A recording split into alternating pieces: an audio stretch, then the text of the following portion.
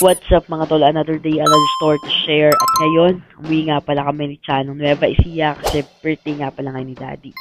And syempre, hindi nga pala tayo nagstay sa Nueva Ecija kaya parang dayuhan tayo sa sarili nating bayan, ano? Kaya sobrang na-amaze ako sa lahat ng mga nadadaan naming cafes kasi ang gaganda rin pala ng mga cafes dito sa may Kapitan Pepe. Pero dahil Thunders ang may birthday, napili nga pala namin sa Kamayan na kumain para makapagsalo-salo kami at mabusog kami. And hindi nga agad nakapagpa-reserve kasi nga hindi pa sila kanina decided kung saan ba talaga kakain, kung sa Jobs ba or dito sa Kamayan.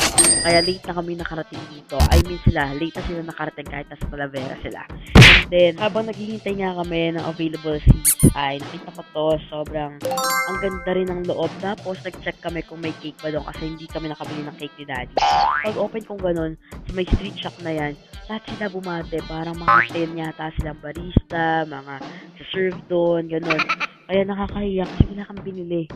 At going back nga dito sa may Kamayan, sobrang late na nga siguro kasi hindi nga nakapag-reserve. Kaya nandun kami sa may dulo na upuan. Ang pansin ko lang medyo malamok tapos mainit kasi parang 3 times namin pina-turn on or pina-switch on yung electric fan pero hindi na-switch on agad. Pero hindi ko sure kung marami nang bay tao, ganon. And bilang mahilig nga sa seafood, lagi kami nagluluto ng seafood sa Maygwada. Kasi mura yung seafood sa Maygwada. Kaya medyo nakulangan siguro ako ng anghang sa may Cajun nila or baka matabang lang ba yung panlasa ko kasi parang sanay ako sa maanghang. So, yun. Yun lang yun naman yung observation ko. Pero yung sisig, okay siya.